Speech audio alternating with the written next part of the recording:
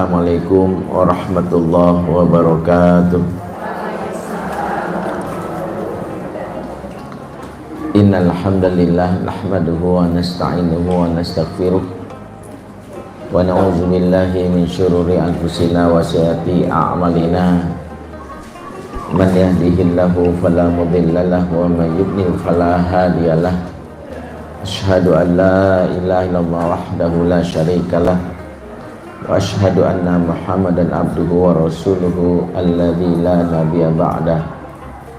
Rabbana atina min ladunka rahmah wa hayyi' lana min amrina rasyada. Rabbi shrah li sadri wa yassir li amri wahlul 'uqdatam min lisani yafqahu qawli wa ba'd. Akhwata muslimah a'azakumullah jami'an, ibu-ibu jamaah wali santri dari Jakarta Islamic School, dan juga buat anak-anakku yang mendampingi atau hadir di sesi kajian kita di kesempatan pagi menjelang siang ini. Semoga Allah memberkahi kita semua yang hadir dan semoga kita bisa masuk surga bersama-sama semuanya. Amin ya rabbal alamin. Alhamdulillah, pagi ini Allah izinkan kembali kita melanjutkan kajian rutin kita serial mendidik anak akhir zaman. Izin hari ini, pagi ini saya memang terlambat karena mengantarkan anak sekolahnya dari ujung ke ujung ya, dari Depok sampai ke Bekasi, beda galaksi kata orang. Jadi ya maafin ya, banyak menunggu gitu ya, tapi selelah-lelahnya ibu menunggu, lebih lelah jomblo yang menunggu jodoh ya. Jadi ibu masih bersyukur nungguin ustadz nggak nyampe sejam lah, masih bisa. Di kesempatan pagi ini kita mengkaji lanjutan serial mendidik anak akhir zaman, di mana tantangannya sudah kita kenal banyak sekali. Dan tentu kita harus membutuhkan sebuah formula khusus untuk mendidik anak di tengah tantangan yang sedemikian dahsyat. Dan Islam sebagai the way of life, sebagai metode atau jalan kehidupan, sudah mengajarkan dalam segala aspek, karena Allah Subhanahu wa ta'ala sejatinya menciptakan manusia sekaligus manual booknya agar hidupnya menjadi berada dalam jalan yang benar. Makanya prinsip hidup itu adalah selaraskan hidup dengan buku panduan, karena kita hidup bukan dari kita tapi dari yang menciptakan kita. Ibu punya handphone iPhone, pada saat beli pasti punya manual booknya. Makanya kalau ibu punya iPhone, manual booknya pasti harus dari iPhone. Ibu coba-coba baca manual book dari Samsung, pasti error. Ibu coba-coba baca manual booknya apalagi dari Oppo, lebih error lagi ya. Maka manual book memberikan petunjuk bagaimana operasi atau mengoperasikan sistem dari handphone tersebut agar sesuai dengan fungsinya. Maka demikian juga dalam kita mendidik anak kita. Mendidik anak itu sesuaikan dengan manual book, karena anak kita diciptakan oleh Allah. Sehingga agar anak kita selamat fitrahnya, sesuaikan dengan bagaimana Allah menjaga. Ar-Rum dijelaskan fa'aqim wajhaka lid-dini hanifa, maka hadapkan wajahmu dengan lurus kepada agama Allah dengan lurus. Fitratallatii fataran nasa 'alaiha, Allah lah yang menciptakan manusia dengan fitrah itu. La tabdila li khalqillah, tidak ada perubahan dalam penciptaan Allah. Dzalika dinul qayyim, Ya, itulah agama yang lurus. Jadi petunjuk Al-Quran memberitahu kalau ingin menjaga fitrah yang telah ditetapkan kepada manusia sejak lahir, maka fa'akim wajhaka, hadapkan wajahmu lid-dini hanifah, kepada agama Allah yang lurus. Jadi jangan tengok kanan kiri lagi, petunjuknya A dari Allah ikuti. Kalau kita pengen anak kita terjaga fitrahnya. Jadi kalaupun hari ini kita lihat munculnya misalnya LGBT, karena ada fitrah yang tidak dipelihara.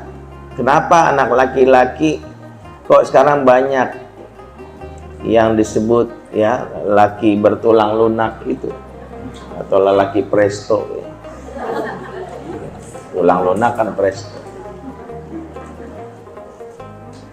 Atau ada yang kok ada pesantren, misalnya ada yang nanya, Ustadz saya bingung pesantren kok ada ya yang begitu. Ya karena ada hal yang dijelaskan dalam syariat yang bisa jadi tidak secara serius dikenalkan oleh pesantren. Contoh, pernah saya sampaikan beberapa kali di beberapa pesantren, di antara budaya pesantren yang gak remeh tapi bahaya ada sisi pelanggaran fitrah apa? Ini budaya ya, mandi bareng. Nggak boleh. La yang zurrojul la auratir rojul la tanzurul mar'atu ila auratil mar'ah. Nabi yang ngomong, laki-laki nggak boleh ngelihat aurat laki-laki, perempuan nggak boleh ngelihat aurat perempuan, nggak boleh kata Nabi. Kitanya yang anggap kan sama barangnya Ustadz, bukan sama. Nabi sudah bilang nggak boleh. Aurat yang boleh dilihat sesama jenis itu sebatas yang ada di atas bahu. Ya, makanya perempuan saya tidak boleh memperlihatkan payudaranya sama perempuan. Kalaupun dia melihat kelihatan rambutnya sama mahramnya, sama yang perempuan atau sama mahramnya, itu sebatas lehernya sampai ke atau dari lutut ke bawah. Masalahnya ada yang merasakan biasa aja. Maka kita lihat di antara pelanggaran yang dianggap remeh tapi berbahaya tadi, pelanggaran yang dijelaskan oleh Nabi. Nabi bilang laki-laki nggak boleh melihat aurat laki-laki, menunjukkan bahwa itu paduan syariat. Tapi ada yang klaim dengan perasaan kan nggak apa-apa, sama jenis atau kakak adik kan masih kecil. Maka kita harusnya mengembalikan ini kepada panduan syariat. Ya, misalnya kenapa anak kecil tuh kalau masuk kamar orang tuanya harus ketok pintu, diajarkan untuk izin. Sebab kita nggak tahu saat itu aurat kita tersingkap, atau maaf ada yang bahkan waliyazubillah yang saat sedang berhubungan lupa mengunci, anaknya melihat, dan itu bisa mempengaruhi kondisi psikisnya ya. Maka panduan Quran adalah fa'akim wajhaka lid-dini hanifah. Surat Ar-Rum ayat berapa itu? Ayat 30 kalau salah. Maka untuk menghadapi tata akhir zaman ada beberapa step yang diajarkan dalam Islam. Yang pertama adalah, dan kita akan ulas ini 2 seri untuk yang tahapan pertama ini, nanti ada tahapan kedua juga 2 seri atau berapa kali. Yang pertama adalah menumbuhkan akidah atau iman sebagai pondasi awal. Menumbuhkan iman. Saya konsisten dengan istilah, dengan kalimat menumbuhkan, bukan menanam. Apa bedanya menumbuhkan dengan menanam? Berat apa? Kalau menumbuhkan, kalau menanam, yang benar berarti menumbuhkan atau menanam? Hah? Menumbuhkan atau menanam yang benar? Menumbuhkan. Kenapa menumbuhkan? Karena iman sudah ditetapkan, diinstal sejak semua manusia ruhnya berada dalam arwah, di alam ruh. Manusia itu sebelum lahir ke muka bumi telah diinstal Allah tentang tauhid rububiyahnya, dan itu jelaskan surah Araf ayat 172. Semua manusia dikumpulkan. Kemudian Allah tanya kepada semua manusia yang akan lahir. Jadi Allah telah membuat sebuah catatan takdir siapa manusia pertama dan siapa manusia terakhir. Kapan dia lahir, kapan dia mati, itu dikumpulkan. Makanya jumlah manusia itu sudah ditetapkan berapa miliarnya atau berapa ratus miliarnya oleh Allah dalam arwah. Siapa yang lahir dalam kandungan, siapa yang baru lahir, bahkan siapa yang berumur panjang sudah tetapkan. Bahkan manusia yang paling terakhir lahir di akhir zaman telah dilihat oleh Allah. Semua dikumpulin dulu. Dalam alam arwah semuanya dikumpulkan oleh Allah.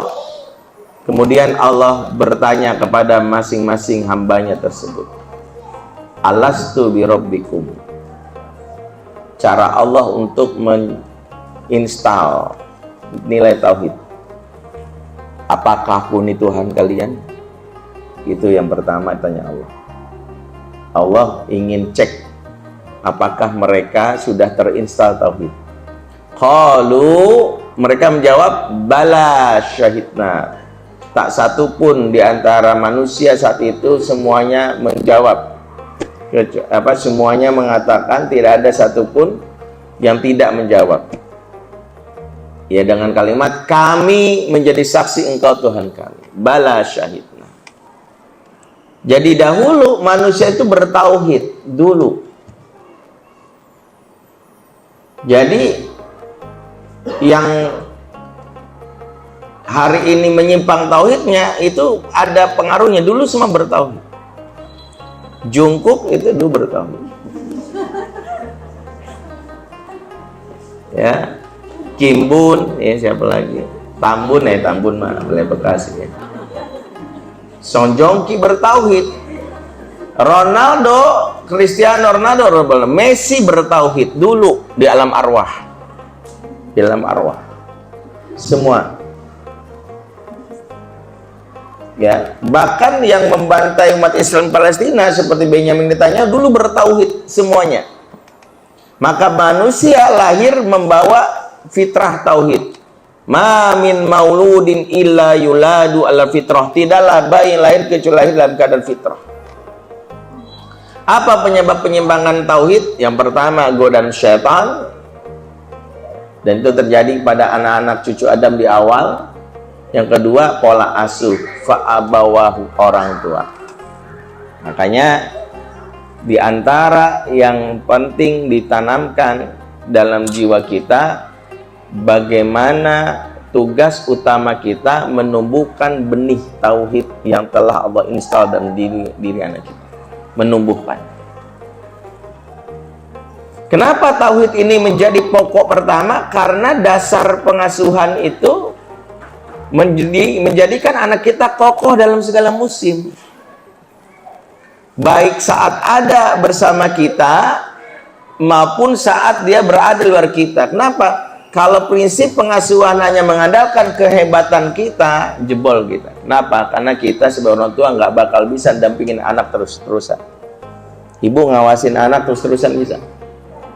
Nempel terus sama anak itu kayak Rexona setia 24 jam? Nggak bisa. Ibu pakai CCTV? Nggak bisa.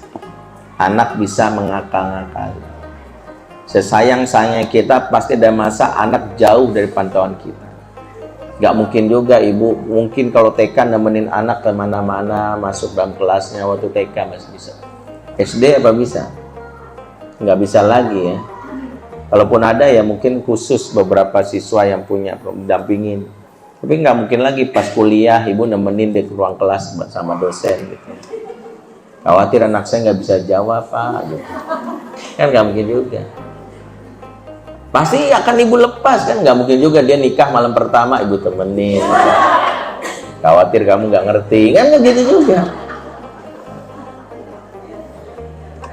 Pasti ada masa di mana kita pastinya adalah harus melepas anak kita. Nah, saat melepas itu tidak ada yang bisa menjaga mereka kecuali Allah.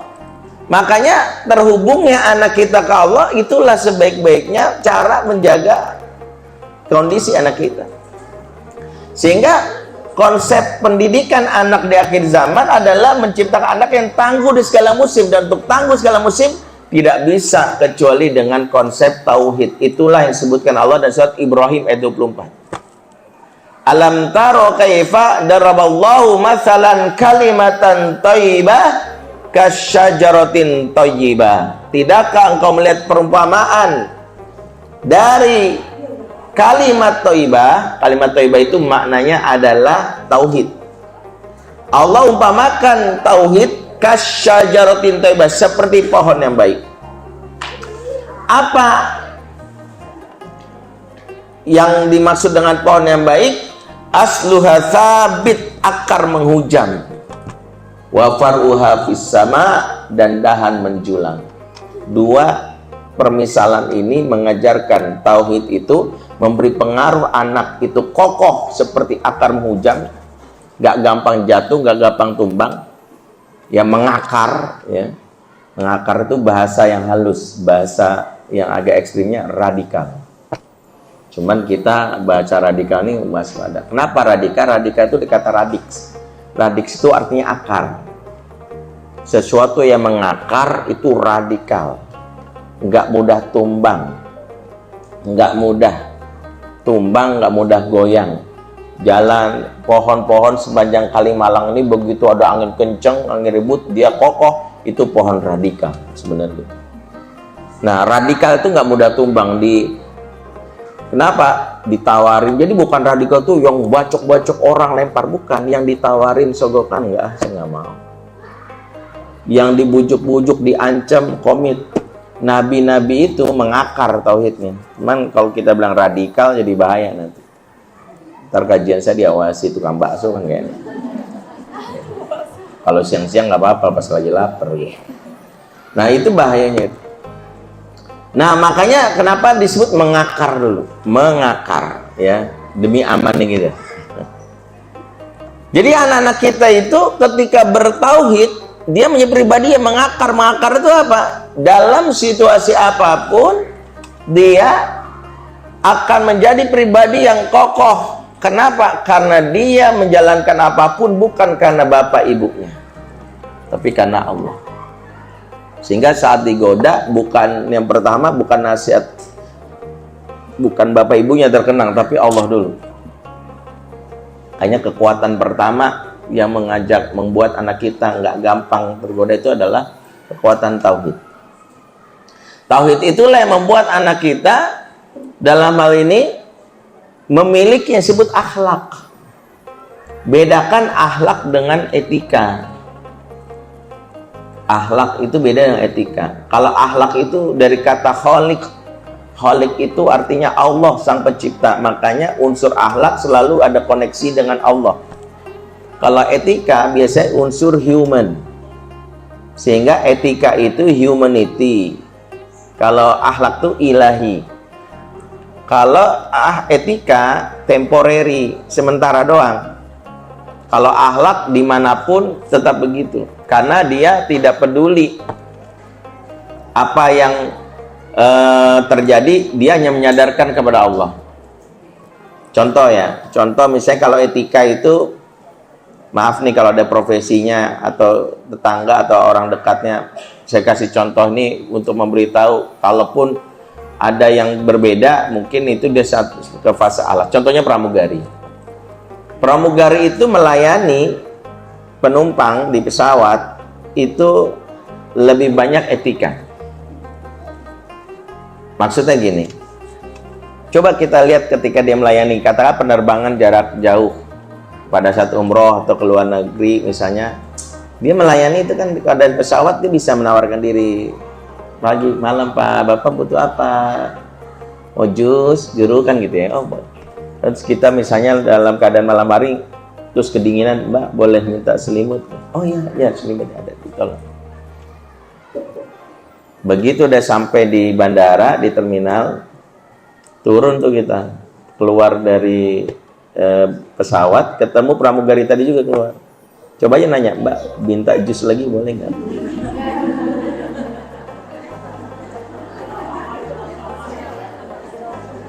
Kali gitu ada gitu Mbak, ada selimut nggak? Itu digampar habis-habisan, enak aja lu. Karena dia etika itu saat di pesawat gue aja. Tapi sorry ya, ini bukan. Jadi sifat menolongnya itu temporary. Anak kita kalau diajarkan etika di sekolah doang. Kalau di sekolah nggak boleh ngerokok. Akhirnya di luar sekolah ngerokok. Kalau di sekolah ngomong yang baik-baik itu etika. Makanya kita nggak ngajarin etika, kita ngajarin akhlak. Akhlak itu nggak bisa kecuali dengan tauhid. Makanya Nabi selalu menghubungkan akhlak dengan tauhid.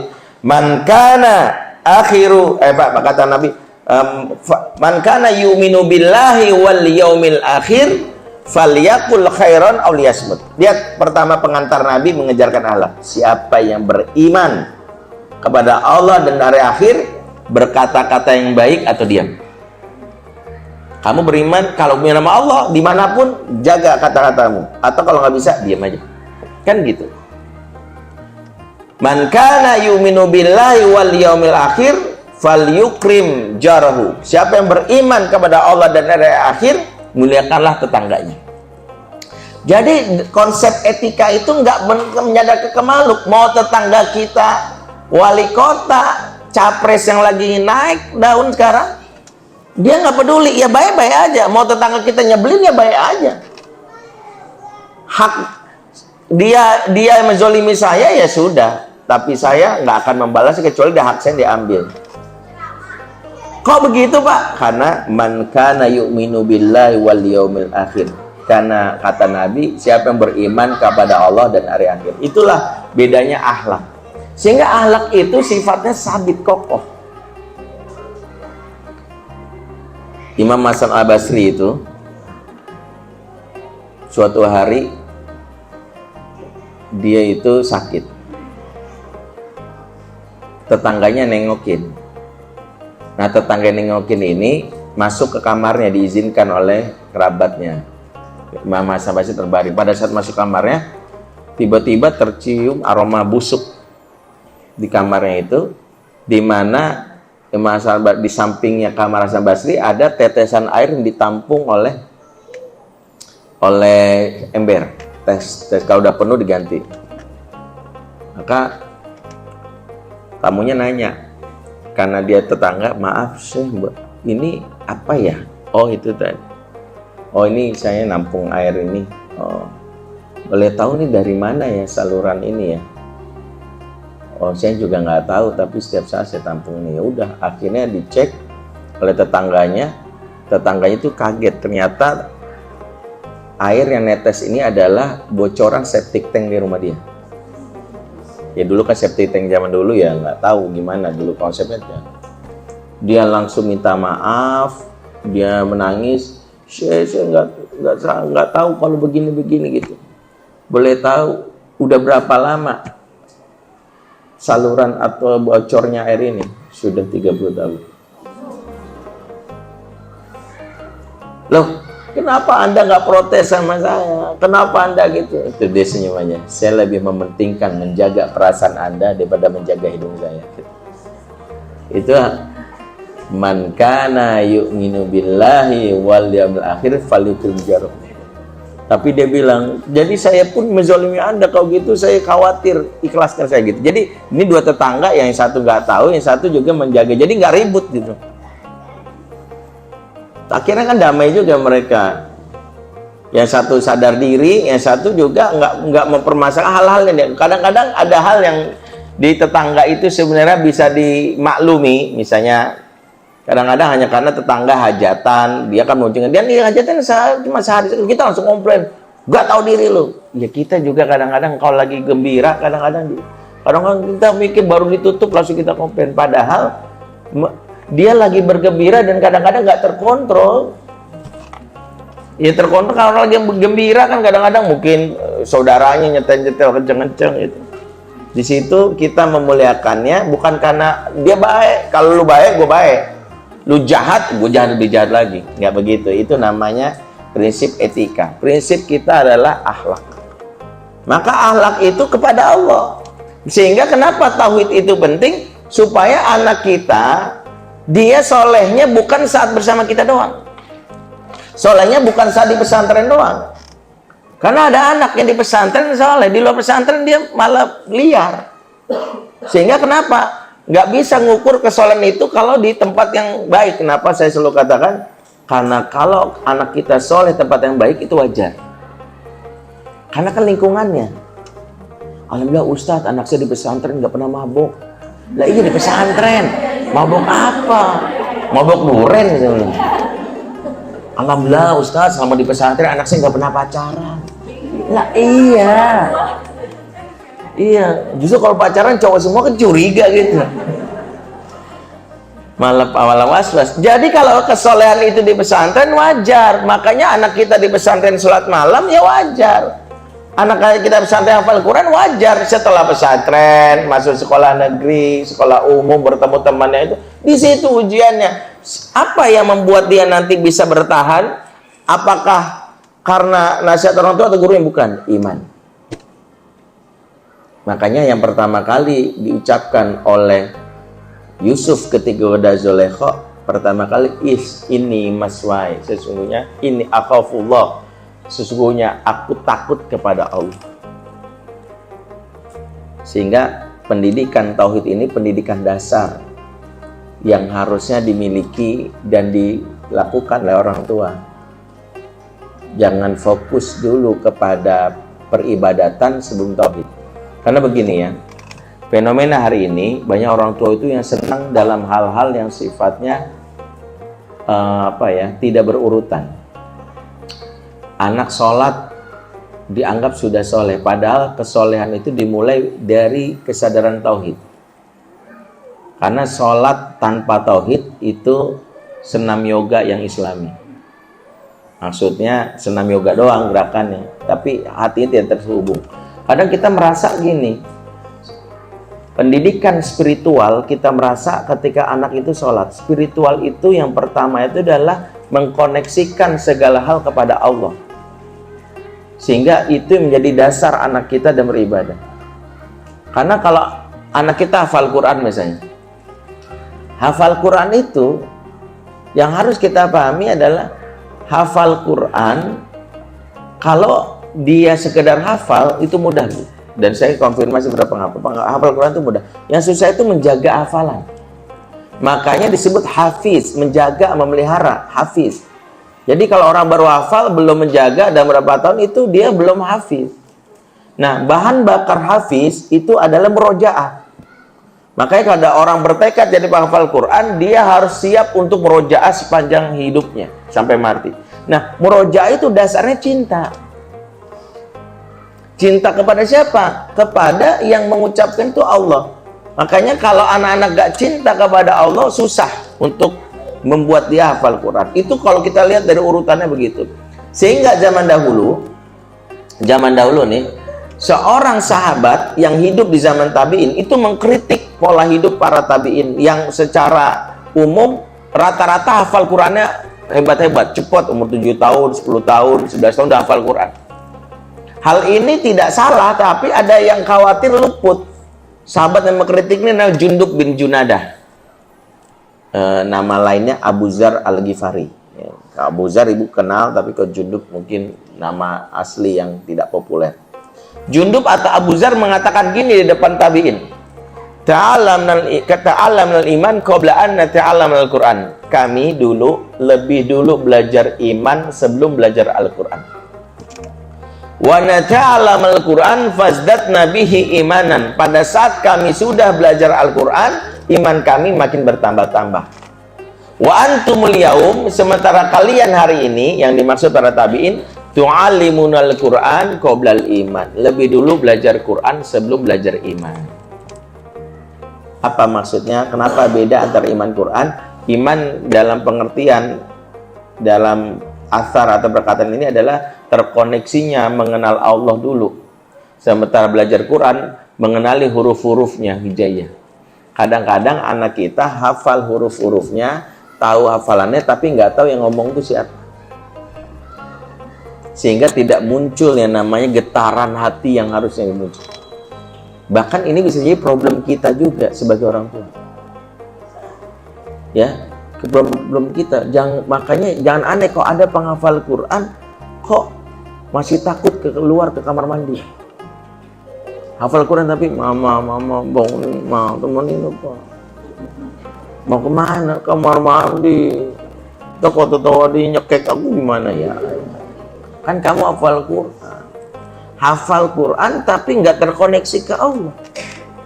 Atau yang hafal Quran tapi pacaran. Atau hafal Quran maksiat. Atau yang bagus MTQ juara baca Quran tapi dia pamer paha, pamer aurat, banyak. Menunjukkan ada yang tidak berurutan tertib sehingga kita tidak mendapatkan gambaran anak-anak yang sejatinya menjadi anak-anak yang tangguh di akhir zaman. Sehingga kalau anak kita tidak diinstal tauhid atau ditumbuhkan tauhidnya, maka yang muncul adalah anak-anak yang dia kalaupun berakhlak, akhlaknya itu bukan akhlaknya tapi beretika, hanya di depan manusia. Saat sendiri ya maksiat. Al-Kisah dalam Al-Quran diceritakan bagaimana masalah ini di dalam surat Al-Baqarah ayat 249. Falamma fasala Talutu bil junudi qala innallaha mubtaliikum binahar. Jadi kisah pasukan Talut ini dipilih oleh Allah untuk menaklukkan raja dari Bani Israel, menaklukkan raja yang bengis yang disebut Jalut atau Goliat ya. Nanti Talut membawa anak buahnya namanya David, kalau kita nyebutnya Daud, Nabi Daud. Jadi Talut membawa pasukan untuk melakukan raja giant raksasa saat itu namanya Jalut atau Goliat. Maka Talut membawa sekitar 80.000 pasukan. 80.000 pasukan ini berjalan selama beberapa hari, sekitar 2 hari atau 3, ada mengatakan 3 hari, dengan bekal yang sudah menipis dan habis. Mereka lelah. Kemudian falamma faslatul bijundi, kala mereka sampai di sebuah sungai. Akhirnya Talut dan pasukannya sampai di sebuah sungai. Mereka euforia kan, jalan berjauh-jauh, jalan jauh sekali ngelihat sungai. Lelah. Tapi justru di situ datang petunjuk kepada Talut untuk menguji pasukannya. Apa kata Talut? Innallaha mubtaliikum binnahar. Allah uji kalian dengan sungai ini. Allah uji kalian dengan sungai ini. Faman syariba minhu falaysa minni. Siapa yang meminumnya walaupun haus bukan golonganku. Kalian berarti nggak bisa ikut perang sama aku. Kalian kalah. Waman lam yat'amhu fa innahu minni. Kalau kalian tidak meminumnya meskipun haus, kalian baru bagian dari aku. Illa man iktarafa ghurfatan biyadi. Kalaulah kalian benar-benar butuhkan air tersebut, cukup setangkup tangan aja. Ya. Jadi boleh setangkup tangan. As-sami'tum, kalian dengar? Sami'na, kami taat. Kami dengar, kami taat. Maka 80.000 pasukan itu menyebar. Disitulah ujiannya mereka, justru saat menyebar. Lagi bareng-bareng, kompak. Tapi begitu nyebar sendiri, aduh capek banget, gimana ya. Mulailah banyak yang berpikir ngakal-ngakalin. Mulai duduk di pinggiran sungai, nggak sengaja kesenggol dulu sih, gitu. Bebek-bebek. Kan kena dulu gitu, padahal sengaja itu. Pas dia pura-pura di sungai, temennya nyoel dikit kecemplung, padahal sih cuma nyoel doang gitu. Lu dorong-dorong, tapi pas dorong-dorong itu banyak yang minum. Ngakal-ngakalin, oh enak juga gitu. Ada yang ngakal-ngakalin dalil gitu, setangkup tangan, oh boleh kan setangkup tangan, ya udah tapi setangkup, rutin setangkup. Ya sama kayak orang ngisi bensin, bang bensin gratis, kalau setetes bayar nggak? Gratis. Ya udah bang tetesin terus sampai penuh gitu. Tetesin. Jadi dia kayak gitu. Jadi akhirnya dari 80.000 itu yang lulus ujian alias yang benar-benar nggak minum dan menjadi pasukannya Talut melawan Jalut 313 orang. 79.600 sekian itu gagal. Mereka nggak bisa melewati ujian dari Talut. Apa kata Syed Qutb dan Fizil Quran mengomentari ayat ini? Semangat kolektif seringkali menipu.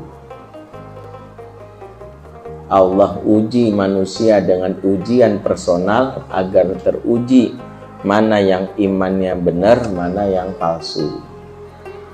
Maka ujian seseorang itu justru saat sendiri.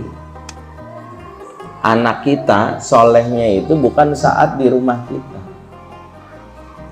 Kalau di rumah atau di kampung masih dianggap wajar. Kenapa? Karena biasanya ada faktor pendukung. Itulah kenapa hebatnya Yusuf itu ketika menghadapi ujian Zulaikha. Dalam surat Yusuf ayat 24 kan. Walaqad hammat bi wa hamma biha. Sungguh Yusuf digoda oleh wanita tersebut. Wanita itu pun dan Yusuf nafsunya naik. Ayat ini sebenarnya dikomentari para ahli tafsir dengan kalimat gini, hadhihi mihnatu azimah azam ala Yusuf. Ini ujian yang paling dahsyat di alam Yusuf. Kenapa disebut ujian paling dahsyat di alam Yusuf? Enggak semua orang bakal laki-laki atau mungkin saya bisa lewati ujian Yusuf ini. Pertama, Yusuf digoda oleh wanita di negeri Mesir. Yusuf aslinya dari Palestina, dari Kanaan. Dia berada di negeri Mesir. Kata para ulama, orang kalau soleh di kampung sendiri masih wajar. Tapi kalau soleh di negeri orang itu luar biasa. Karena kalau soleh di negeri sendiri itu masih punya pagernya.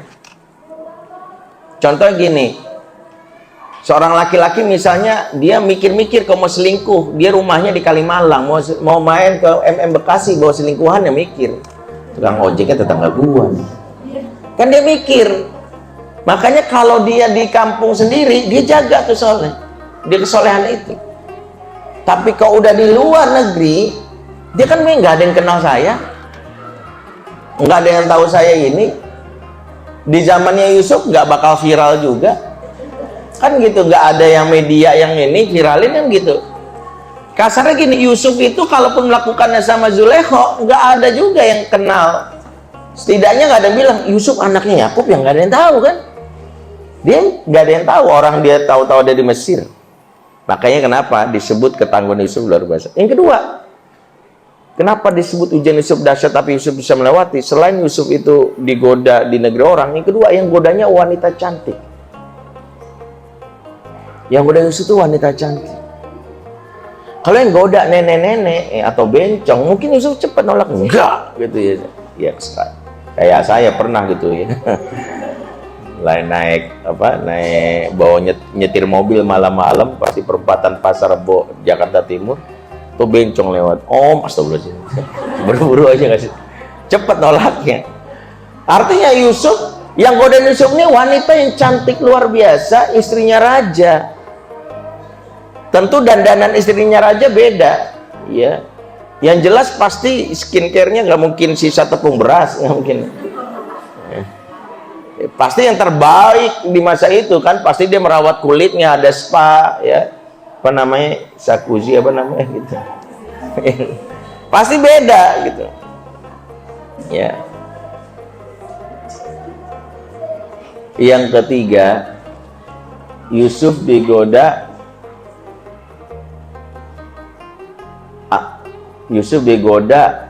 oleh wanita di ruang yang sepi dan tertutup. Udahlah di negeri asing, ruangannya sepi tertutup, yang ruangannya itu disebutkan oleh para mufasir ada 7 lapis pintu. Pintunya 7 lapis, bukan 7 pintu gini ya, 7 lapis, pintu ke 1, pintu kedua, pintu. Jadi untuk ke tempat mesumnya ini ada berapa 7 pintu, dan pintunya itu cuma dipegang kuncinya oleh Zulaikha sama suaminya. Intinya FPI aja nggak bisa gerebek, nggak bisa intinya gitu. Bayangkan ya, udah nggak bisa lagi itu.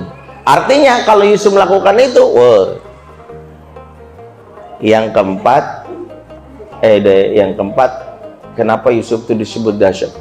Yang godain Yusuf itu bukan sekedar wanita cantik, tapi punya otoritas, punya kuasaan. Dia bisa memanipulasi fakta, bahkan bisa menekan Yusuf. Yusuf, kalau kau tidak denganku, lihat aja kau mati kau. Kira-kira gitu. Yusuf dalam tekanan. Yusuf dalam tekanan karena otoritas. Di sini hebatnya Yusuf. Meskipun dalam tekanan, Yusuf nggak mengambil fikih darurat. Kalau laki-laki zaman now, biar saya bilang ya terserah, ya darurat Ustadz ya. Daripada saya mati, udah diperkosa cewek cantik gak apa-apa lah kan gitu ya. kan bisa jadi dalil ya. Makanya ini penting saya luruskan, darurat itu bukan masalah boleh dan tidak boleh. Darurat itu menunjukkan kita lemah atau kuat. Karena orangnya lemah gampang ngambil fikih darurat. Orangnya lemah gampang ngambil fikih darurat. Ya misalnya dia lagi lapar di tengah hutan gitu ya. Tiba-tiba ya dia lapar banget, tengok ada babi hutan lewat. Terus dia karena lapar main tusuk, main bakar, main makan aja. Padahal kalau dia jalan 3 langkah ke belakang, dibuka warung Indomie 24 jam. Tapi karena dia males, karena dia lemah, dia pikir darurat, Ustaz, ada babi lewat daripada lapar. Orang darurat tuh gitu. Makanya saya punya kawan waktu sebelum pandemi di Lampung tuh. Jadi dia bisnis properti, itu selagi anjlok bisnis propertinya. Dia pengurus masjid. Dan kebetulan jadi bendahara masjid. Tiba-tiba datang surat dari sekolah ke istrinya, ibunya si anak di rumah. Intinya adalah bahwa anak ibu udah 6 bulan nggak bayar SPP, kebijakan di sekolah kami, kalau nggak bayar juga kami mohon izin untuk dikeluarkan. Akhirnya bapaknya pulang dari masjid, lapor, Pak, anak kita ini harus diselamatkan, tolong dong Pak. Akhirnya, kenapa? Kan kita udah nggak punya uang 6 bulan nih, kan bisnisnya bangkrut ya. Terus istrinya bilang gini, Bapak kan bendahara masjid, udah ambil aja uang masjid, izin aja dulu Pak, nanti kalau udah ada balikin lagi, izin aja pengurus masjid. Darurat Pak, kata istrinya. Apa kata suaminya? Darurat apaan? Anak kita kalau dikeluarin dari sekolah pun nggak bakalan mati.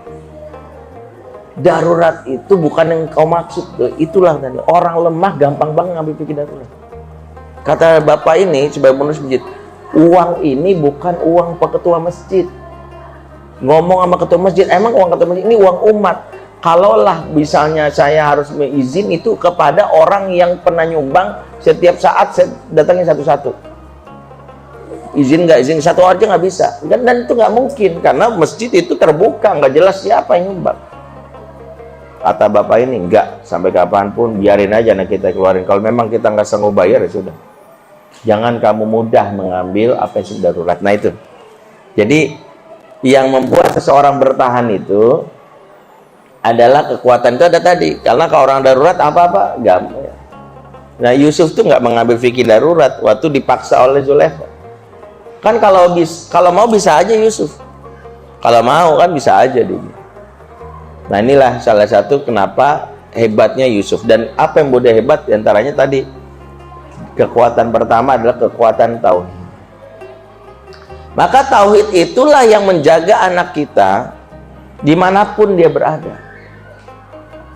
Sehingga pekerjaan pertama kalau ingin anak kita dalam hal ini kondisinya selalu dalam keadaan yang terbaik, maka jangan remehkan masalah tauhid.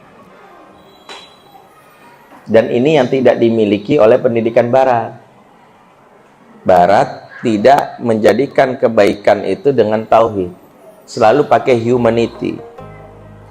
Pakai hati nurani, hak asasi manusia. Jadi dia hanya mendandalkan kepada yang namanya nurani. Kalau tauhid, makanya bagi mereka orang baik itu adalah dalam pengertian yang tidak merugikan orang lain. Sehingga kalau dia merugikan diri sendiri, meskipun tentang syariat nggak apa-apa, toh gua nggak ngurugin orang. Kalau Islam tidak. Allah saking sayangnya kepada hambanya, jangan rugikan dirimu, jangan dirugikan orang lain. La dororo wala dirar. Ya. Kata Allah apa? Jangan kau jatuhkan dirimu dalam kebinasaan. Kalau di sebagian orang ada yang misalnya pendidikan barat, yang penting adalah gua yang mabuk ini, kan gua nggak merugikan orang. Sehingga kalaupun mereka berhubungan seks, dasarnya adalah yang disebutkan adalah sesama suka sama suka kan, makanya disebut seksual consent. Inilah menjadi kenapa dalam definisi toxic parenting dalam pengertian Islam dengan pengertian Barat berbeda. Bukan berbeda, Islam lebih luas. Ibu-ibu kalau disebut toxic parent, yang terbayang oleh ibu apa? Toxic parent. Toxic parent, mama nih toxic, biasanya apa? Ibu yang kasar kan gitu ya, yang suka bentak, marah-marah kan toxic. Betul, dalam Islam itu termasuk toxic parent ada yang kasar.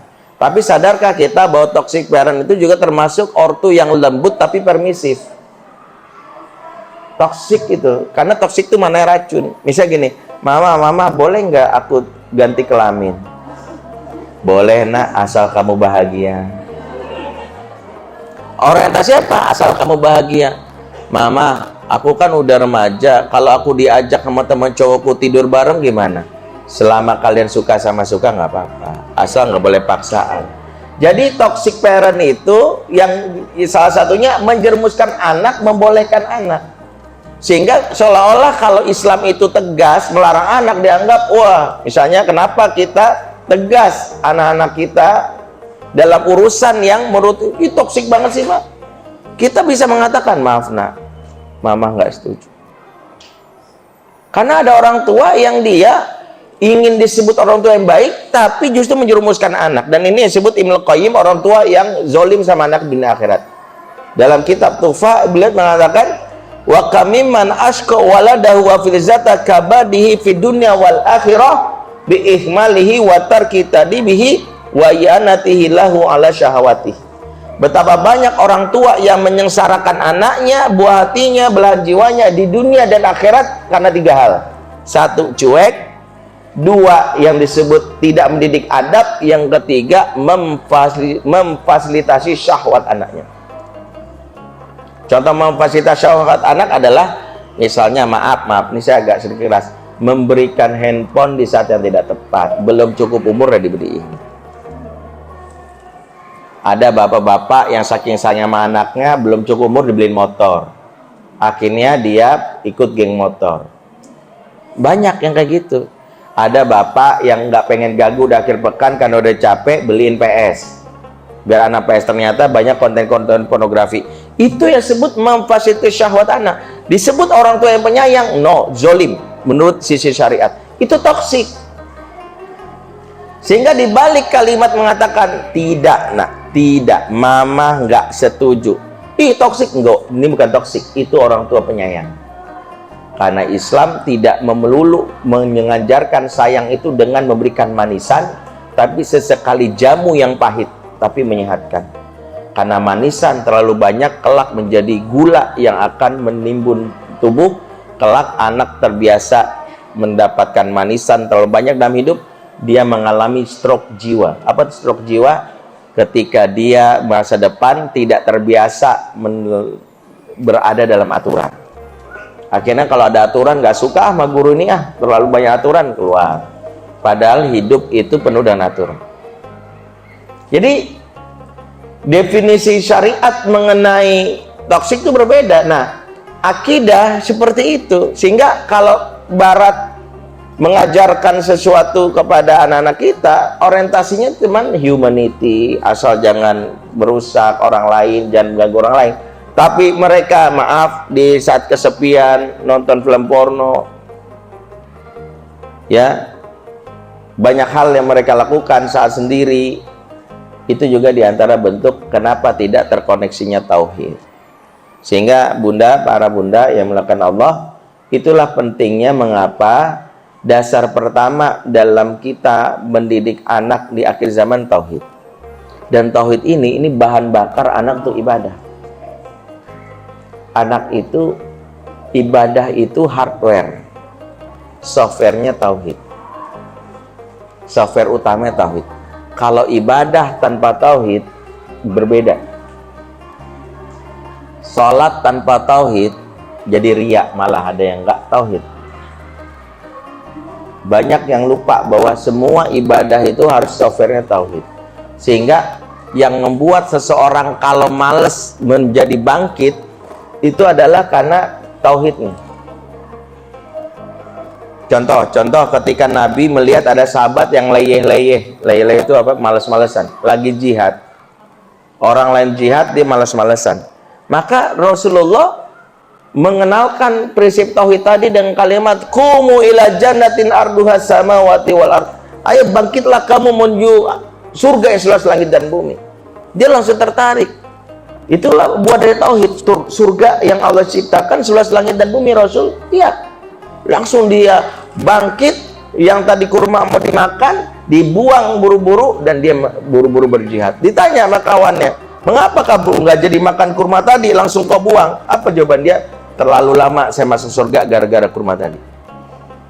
Tauhid membuat seseorang punya motivasi. Maka anak-anak kalau sholatnya itu tidak dimulai dengan tauhid, ibu dapat problemnya nanti pas remaja. Makanya ada ibu-ibu, dulu waktu kecilnya rajin banget sholat Ustaz, tapi remaja kok males ya, harus diingetin mulu. Karena dulu waktu kecilnya ibu terpesona dengan anak yang sholat, ibu akhirnya lupa menginstal tauhid dengan dianggap oh ibu udah sholat. Karena anak ketika dia sholat di waktu umur 7 tahun itu belum tentu karena dorongan tauhid, banyak faktor. Dan kita sudah biasanya sudah GR. Wah, Masya Allah, anakku udah rajin banget ke masjid. Padahal banyak faktor anak ke masjid. Bisa jadi dia ke masjid karena ada yang jual cilok, enak di masjid itu. Sehingga dia kalau pulang dari masjid, dia nyebrang dikit, di depan ada warung cilok, dia makan. Atau di masjid, betul ada yang ngajak main. Kebetulan teman-temannya itu banyak, habis itu main game bareng, habis dari masjid. Banyak faktor. Tapi kita langsung sudah merasa, Alhamdulillah. Atau kita merasa sudah anak kita hafal Quran, terus kita sudah merasa sudah tuntas pengasuhan, lantas merasa bahwa anak kita sudah jadi anak soleh dengan kriteria hafal Quran. Padahal belum itu Qurannya, karena ingat Quran turunkan oleh Allah bukan untuk dihafal. Kalau Quran diturunkan untuk dihafal, Nabi tugasnya selesai, gampang. Begitu Quran turun, sahabat dikumpulin, ayo semua hafalin. Udah hafal semuanya, alhamdulillah ya Allah sudah sutar. Ya cabut nyawaku, nggak gitu. Jadi kita ini banyak bangga hafal Quran, padahal hafalan itu baru setahap. Tapi masalahnya adalah apakah dia hafalannya itu dijaga? Ya pernah saya cerita belum yang pernah saya jadi juri hafiz Quran. Jadi pernah saya jadi juri hafiz Quran di Samarinda. Waktu itu program dari stasiun TV Trans 7 mengaudisi anak-anak penghafal di daerah. Hafalan yang diminta cukup 2 juz dan maksimal peserta umur 8 tahun, hafiz cilik waktu itu. Saya waktu jadi juri datang panitia, Ustadz, ada satu peserta emang kelihatan badannya kecil tapi umurnya sebenarnya 10 tahun. Hafalannya sudah 4 juz. Gimana ya Ustadz? Saya bilang, ya nggak boleh lah, standarnya maksimal 8 tahun. Kita bakal jadi masalah kalau dia lolos. Berarti kita batalin aja Ustadz, dia nggak usah audisi. Nggak juga, audisi mah audisi aja. Saya bilang. Kan kasihan banget datang jauh-jauh terus dia ditolak. Audisi aja, nanti di belakang kita yang mengatakan, dewan juri mengatakan dia nggak lolos. Tapi dia mau audisi demi memuaskan kepuasannya, nggak apa-apa. Baik Ustadz, jadi dia audisi, baik, masuk tuh.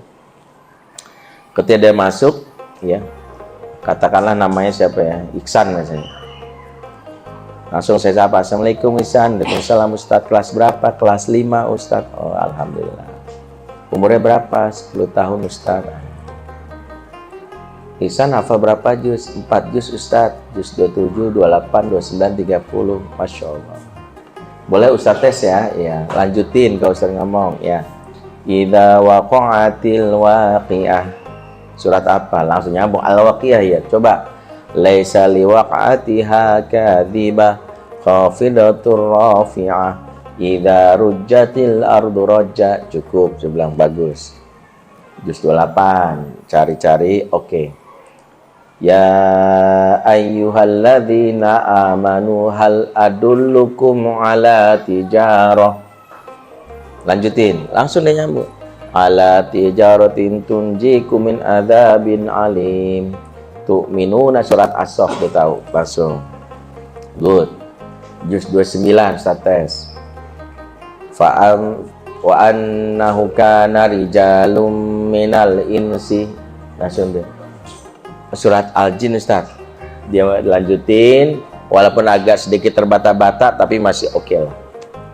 Begitu juz 30, nggak mungkin saya mulai dari An-Naba, terlalu mainstream. Udah biasa kan anak-anak An-Naba, tengah-tengah. Fa'ammal insanu idza mabtalahu rabbuhu. Coba lanjut. Mulai itu dia berhenti. Boleh diulang lagi Ustaz? Saya ulang. Fa'ammal insanu idza mabtalahu rabbuhu fa'akramahu.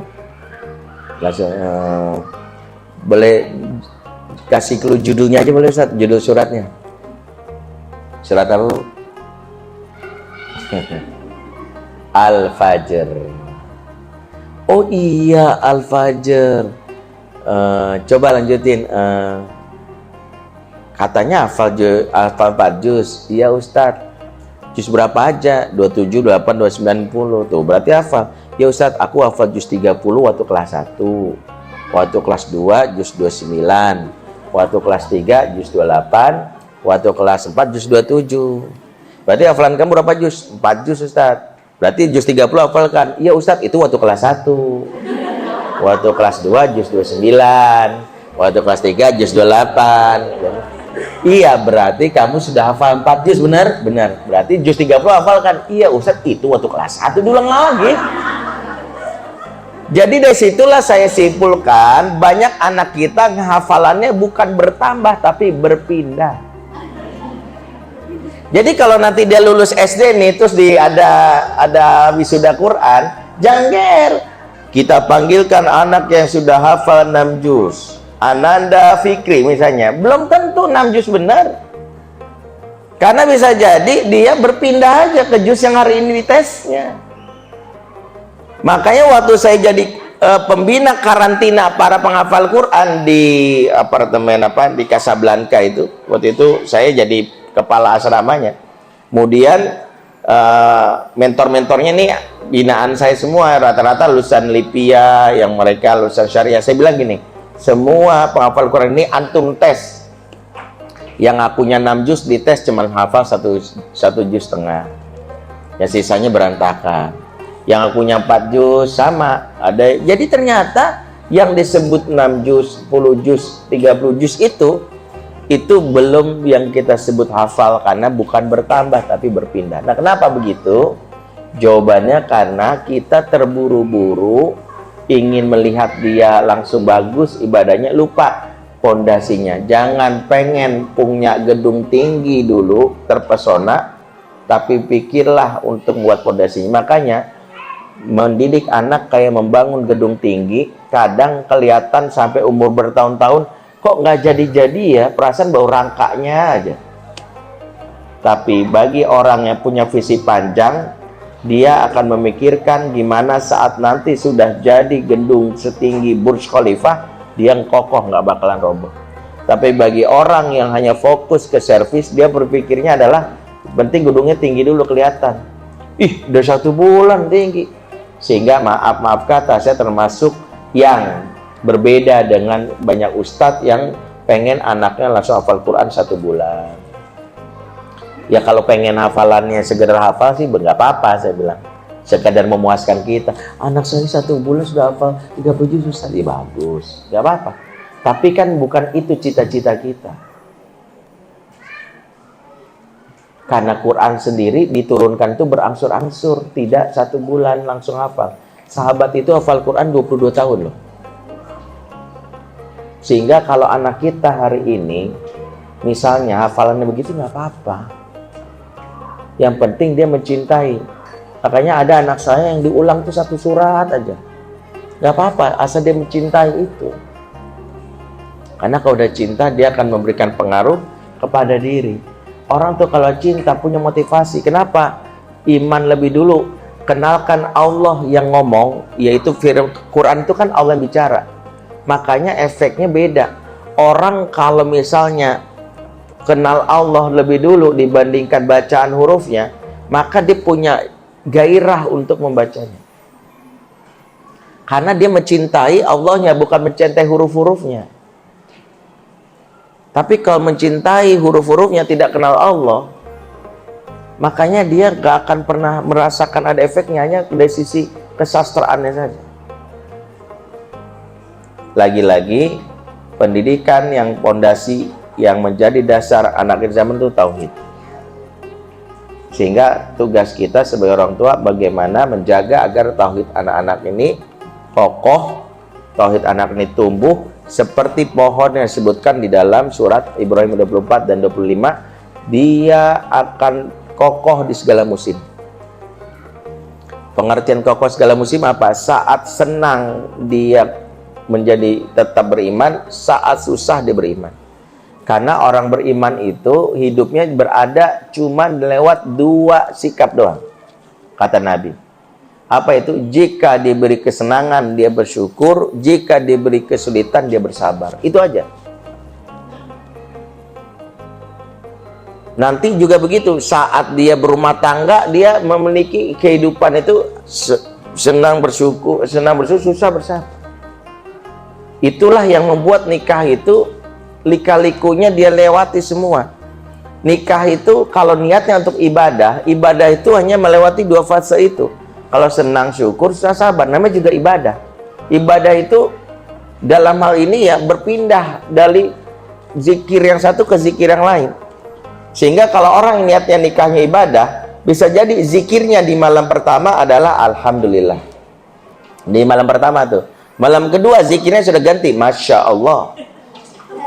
Malam ketiga mulai ganti Astagfirullah. Malam keempat ganti Innalillah. Malam kelima La haula wala quwata illa billah. Malam keenam ganti lagi Astagfirullah. Perasaan hamdalahnya nggak balik-balik Ustaz. Di malam pertama doang tuh Ustaz. Itu juga namanya zikir, itu ibadah. Makanya ada orang yang bisa jadi ibadah dalam pernikahannya beda dengan kita. Makanya ibu-ibu kalau punya pasangannya sesuai harapan, syukur. Memuliakan suami itu berdasarkan terbentuk syukur. Suami sudah berbuat baik sama kita, melakukan kita, maka pelayanan kepadanya, taat kepadanya itulah syukur. Taatnya seorang istri kepada suami itu bentuk dari rasa syukur. Udah diberi bantu sama suami. Kalau ternyata suami nggak sesuai harapan, sabar. Sabarnya itulah yang kita puncaknya tadi, seperti Asia. Asia itu luar biasa. Makanya ada seorang istri yang, ya Allah Ustaz, semua saya begini-begini, Allah saya mau cerai aja Ustaz. Saya bilang, suami ibu ngebunuh anak-anak nggak? Ya enggak lah Ustaz, dia maksudnya suami ibu ngaku-ngaku Tuhan nggak? Ya enggak juga deh Ustaz. Berarti suami ibu lebih baik daripada Fir'aun. Ketika suami kita rusaknya minta ampun, upgrade diri kita, jangan biasa, upgrade diri kita seperti Asia, biar kita bisa menghadapi suami yang seperti Fir'aun, apalagi anak buahnya Fir'aun, bisa. Jadi kalau Asia aja bisa bersabar menghadapi Fir'aun, apalagi anak buahnya Fir'aun. Apa yang membuat dia kuat? Karena tauhid. Nah, pendidikan tauhid itu kalau di anak-anak itu membuat dia menghadapi masa itu selalu syukur, sabar, syukur, sabar. Sehingga orang tua itu pendidikan itu membekali diri. Jadi pendidikan itu kan seperti sarana bertarung di masa kecil, nanti anak dilepas ketika dewasa dengan segala lika-likunya. Sehingga kalau ada yang bilang mengasuh anak itu sampai kapan? Mendidik, mengasuh anak itu sampai balik. Setelah balik dia punya dunia sendiri. Nah, ketika dia sudah punya dunia sendiri, itulah itu buah dari pengasuhan kita. Tauhidnya itu diwujudkan ketika bersama dengan temannya yang rusak, dia ketika diuji. Nah, itu tauhidnya itu. Ya, itu aja. Mudah-mudahan di pertemuan berikutnya kita akan ulas lagi masih seputar tauhid.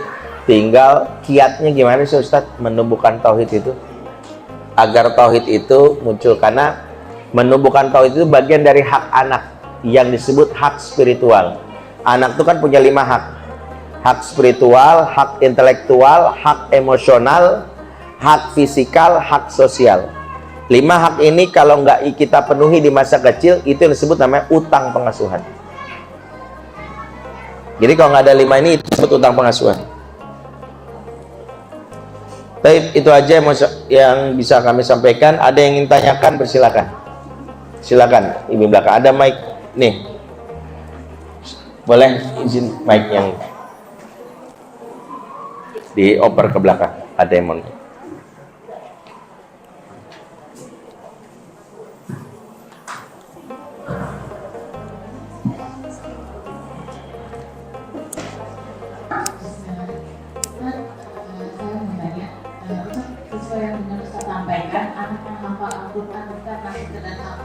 Bukan dasar tauhid, berarti kan sebenarnya ada fitrah yang terlewat ya Ustaz. Berarti cara atau tahapan untuk memenuhi fitrah terlewat itu bagaimana? Itu yang pertama. Yang kedua, mengenai toxic parent. Bagaimana cara kita menghadapi orang tua yang toxic? Contoh misalnya gini, anak kita disakiti baik secara verbal atau fisik oleh temannya, lalu kita sampaikan ke gurunya gitu, dan guru menyampaikan ke orang tua si anak yang melakukan pemukulan atau menyakiti secara verbal, tapi orang tuanya cuek, malah orang tuanya menyampaikan statement, namanya juga anak-anak belum sampai berdarah kan. Kalau anaknya nggak mau kenapa ya homeschooling aja. Statement itu gimana Ustaz? Dalam menghadapi kondisi itu sebaiknya bagaimana dia mentoleransi statement namanya juga anak-anak. Lalu yang kita tahu bahwa sekolah ini kan partner orang tua dalam mendidik anak besar. Sedangkan kita juga butuh lingkungan yang memadai lah dalam mendidik anak gitu. Kalau ternyata anak-anak kita menghadapi anak-anak yang kurang, menghadapi anak-anak yang mungkin ada orang tua yang toksik, itu bagaimana ya Ustaz? Baik ya. Jazakillah khair. Satu pertanyaan tapi 3. Satu orang 3. Jadi cukup satu orang dulu aja ya. Yang pertama, kalau sudah terlewat, maka kita melakukan reparenting. Hak anak di masa kecilnya terlewat, berarti tugas kita jangan sampai menjadi utang. Karena utang pengasuhan itu tetap akan ditagih oleh Allah. Karena Nabi katakan, inna lil waladika alaika haqqan. Sesungguhnya anakmu punya hak atas dirimu. Sehingga kenapa para ulama menyimpulkan al-hadona qaddain, pengasuhan itu ibarat utang piutang. Kalau nggak kita berikan hak anak di masa kecil, anak akan menagih di usia dewasa dengan perilaku yang menyebalkan. Jadi kalau ada anak udah remaja, udah gede, nyebelin banget, bisa jadi dia sedang jadi debt collector atas haknya tak diberikan di masa kecil. Kamu tuh kenapa sih susah banget gitu? Karena dia sedang menunjukkan, emang mama dulu pernah ngajarin aku tentang ini gitu. Jadi seolah-olah dia ingin mengatakan gitu. Sehingga sebelum anak itu menagih utangnya, karena nagih utang itu secara prinsip teorinya baru setelah anak 15 tahun ke atas. Setelah balik biasanya. Kalau sebelum balik kita masih buru-buru melakukan reparenting. Menambal, melakukan restrukturisasi atas apa yang kurang. Apa yang bisa kita lakukan? Yang pertama, memahami dulu prinsip apa yang jadi kebutuhan spiritual anak. Kebutuhan spiritual bukan dalam konsep yang selama ini adalah nyuruh anak sholat, bukan. Mengenalkan Allah sesuai dengan fitrahnya anak itu penting. Misalnya bahwa anak itu dikenalkan Allah dengan nama Ar-Rahman Ar-Rahimnya. Sehingga kesalahan kita adalah kita lupa mengenalkan Allah dengan nama Ar-Rahman Ar-Rahim. Yang ada lebih banyak nama kita.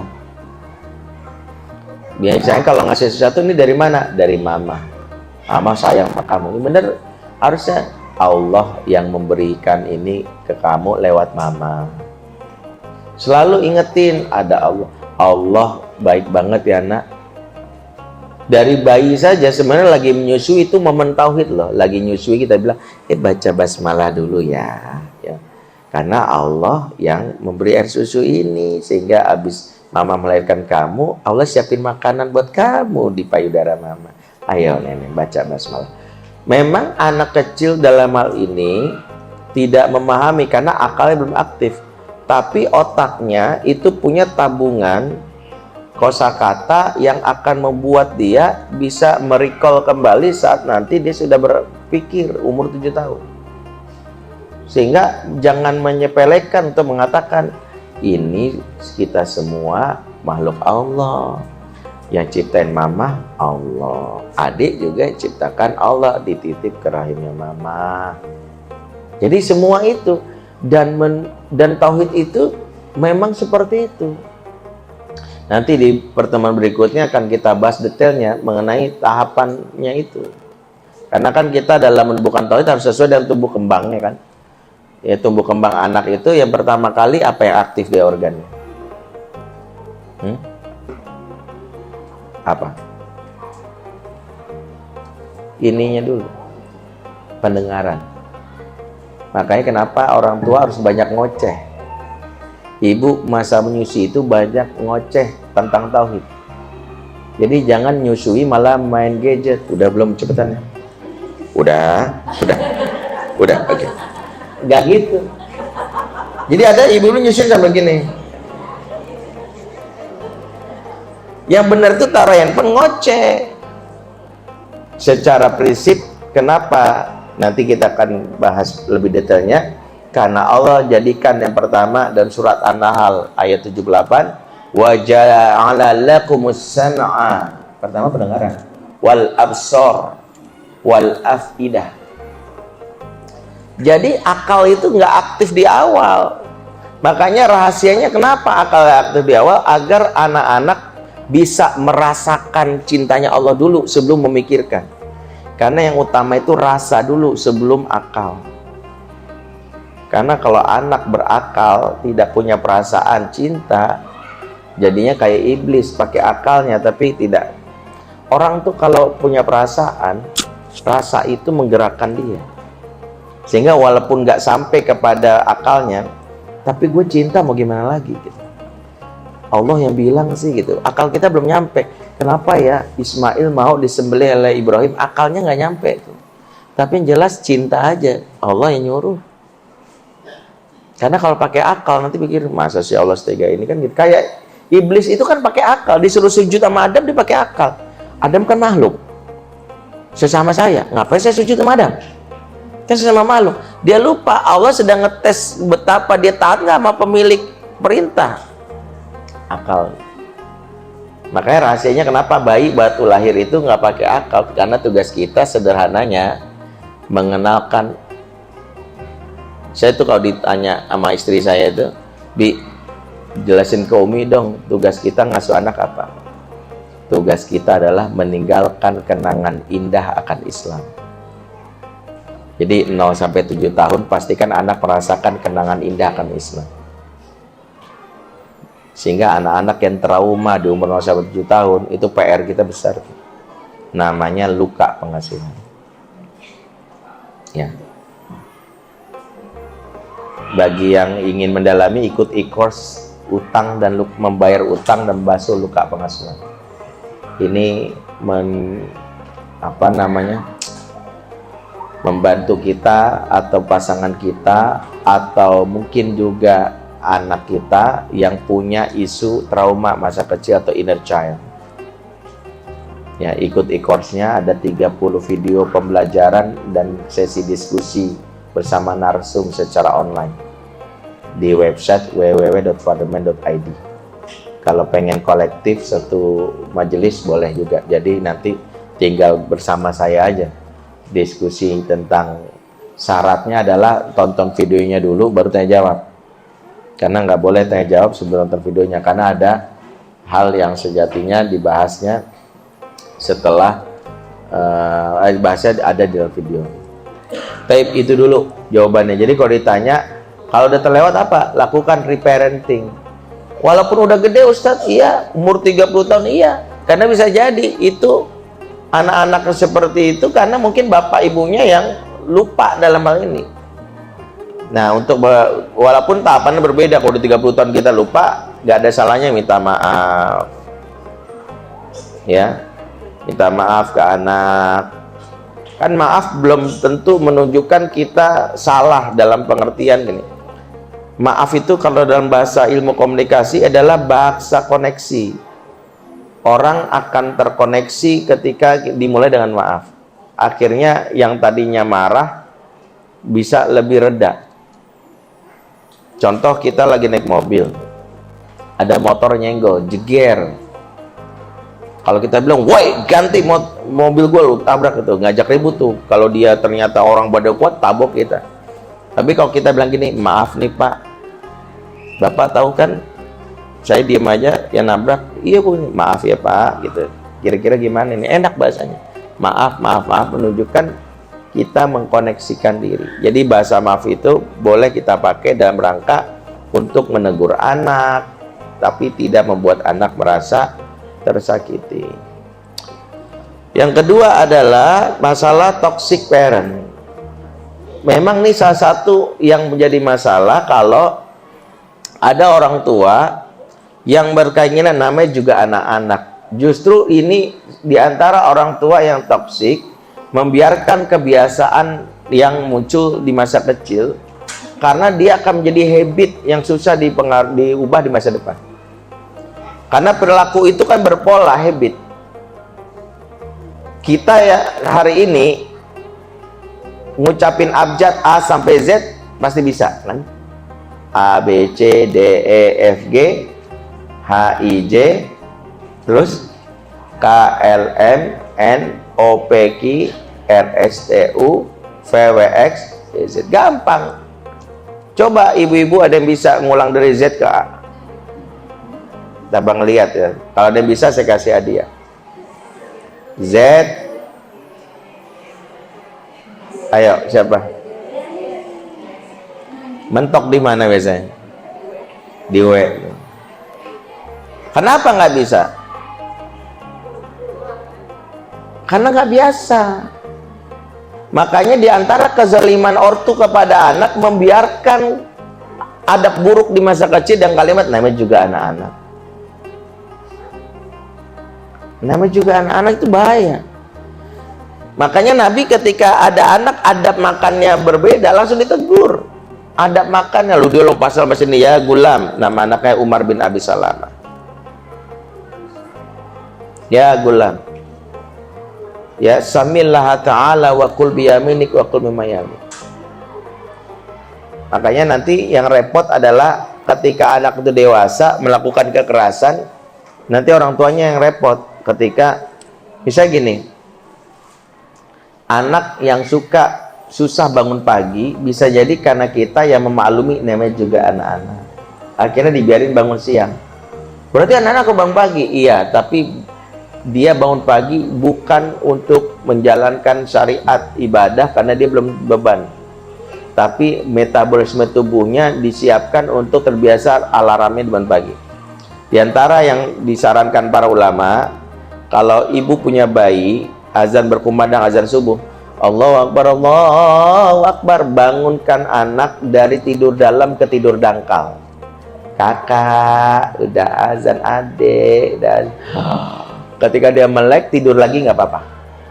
Yang penting dia punya alarm setiap azan, dan melek tidur lagi nggak apa-apa. Kenapa? Karena nanti ketika dia sudah sampai di umur di mana dia bangun pagi, dia sudah terkoneksi dengan alarm, karena tubuh itu berkoneksikan diri. Ada orang tua nggak tegaan, ya, atau ada orang tua yang sengaja anak tidur biar nggak diganggu pagi-pagi. Anaknya bisa melek pagi-pagi, aduh melek lagi, ayah ada bobo lagi. Itu kita sendiri tuh, pada jam biologisnya dia lagi melek, kita suruh bobo. Jadi itu juga yang harus kita pahami. Nah, kalau ditanya yang kayak gini, jelas orang tua yang kayak gini dia akan banyak menanggung beban ketika anak tumbuh dewasa. Nah, terus penyelesaiannya gimana? Begini ya, kalau ini ada di sekolah, sebenarnya konflik antar orang tua dengan beda pemahaman ini selesaikannya lewat rules dari sekolah. Selalu katakan sekolah, setiap kita nih punya pola asuh yang berbeda, Pak kepala sekolah, Pak Guru, Pak Ustadz. Bisa nggak jadi kami nggak bertengkar karena pola asuh kami berbeda ini dengan membuat kebijakan khusus? Kebijakannya apa? Tolong sekolah memfasilitasi sekolah keluarga, sekolah orang tua, supaya ilmunya ibu yang belajar ini karena kesadaran difasilitasi majelis taklim. Ada yang enggak, oh kan bukan wajib. Makanya kenapa di beberapa pesantren itu saya selalu merekomendasikan gini, setiap orang tua yang baru masuk tanda tangan untuk siap belajar bersama selain dengan anak.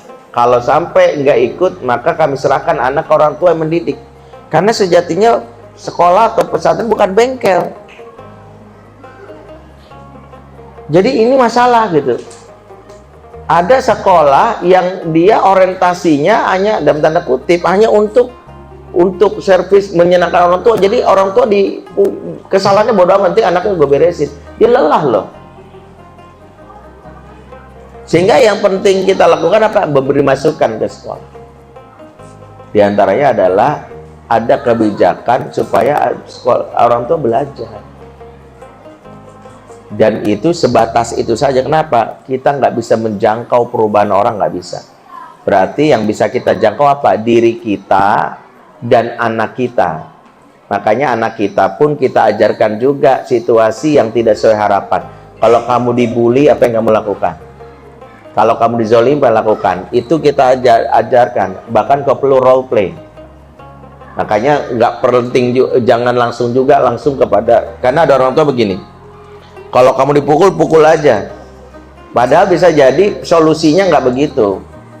Saya pernah anak saya ketika dalam kondisi dibully sama temennya, dipukul, saya bilang, terus apa yang abang lakukan?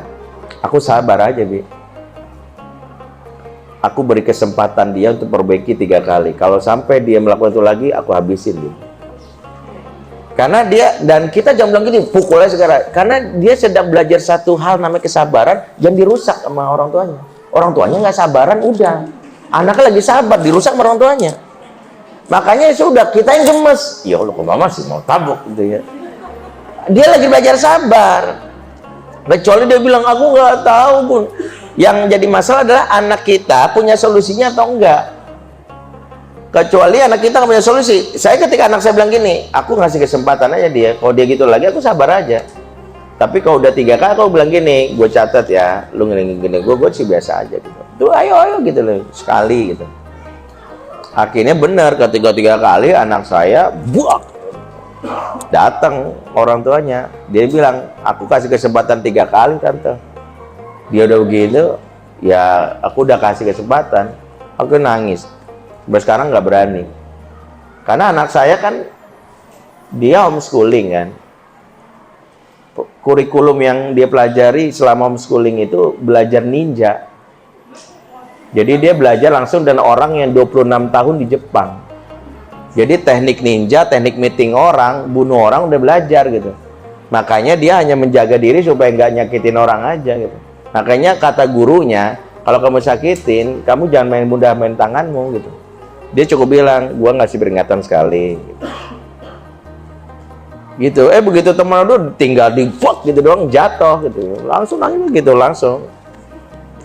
Saya tanya aja, gimana bang? Ya biarin dia, aku udah kasih 3 kali kesempatan, sengaja nantangin ya udah gitu. Dan aku cuma sekali doang mukul, jatuh, selesai. Artinya apa? Artinya biarkan anak nyari solusinya. Kalau kita mungkin langsung, kalau Abi mah Abi gaplok gitu. Kitanya nggak sabar, dia lagi belajar sabar karena dia belajar dari gurunya. Kata gurunya kan gitu, sensei, dia kan belajar ninjutsu kan, senseinya belajar 25 tahun, udah sepuh. Jadi udah dikata senseinya, yang Suparmo itu dia bilang, kalau dia nyakitin kamu, selagi kamu bisa tangkis. Tapi kalau kamu terganggu, kasih peringatan aja. Udah, gue nggak suka nih, sekalian 2 kali, 3 kali gitu. Kecuali dia nggak bisa, aku ngurus sendiri takut bunda. Nah baru kita bilang, kita turun tangan. Gak usah takut nak, kamu benar. Dia menjolimi kamu berhak. Ini boleh tuh kita bilang gitu. Kita bilang gitu. Intinya berikan hak anak tuh menjawab. Gitu. Nah yang ketiga, memang kita nggak bisa mengkondisikan anak itu dididik oleh orang lain dengan cara gimana. Sehingga diantara tugas kita adalah jadilah orang tua lingkungan. Jangan pernah berpikir mendidik anak untuk diri sendiri. Itu zolim. Saya punya prinsip mendidik anak sendiri bakal repot kalau nggak dibarengi dengan mendidik anak tetangga. Karena saya lingkungannya di kampung, di pinggir kota Jakarta Timur, sini Bambu Apus, maka saya mendeklarasikan diri jadi ABI buat anak-anak. Kami punya program Kampung Sahabat. Jadi mendidik anak-anak. Di antaranya kami sekampung ini punya program buat anak-anak. Kita bikin tempat tongkrongannya, supaya ke nongkrong kita awasin daripada nggak jelas. Kita bikin program pekanannya, Sabtu Minggu libur jalan. Kayak bulan ini tuh anak-anak kalau mau bergabung silakan. Anak-anak yang mau ikut melancong sejarah. Jadi kita punya program setiap bulan mendatangi pahlawan-pahlawan yang kayak Natsir, datengin makamnya di Kalibata terus berjalan lagi gitu. Itu dibimbing oleh Ustadz Hadi Nur Ramadan, pakar sejarah Indonesia. Jadi anak-anak kami itu keliling belajar ke rumahnya Adam Malik. Bahkan waktu kemarin, waktu G30 PKI datang ke makam, ke Lubang Baya, Monumen Pancasakti, dijelasin. Kemudian berjalan lagi gitu. Jadi satu kampung tuh. Kita sewa satu Hiace sama beberapa mobil yang kita miliki anak-anak itu. Kenapa? Karena kalau mau egois, anak saya aja yang belajar.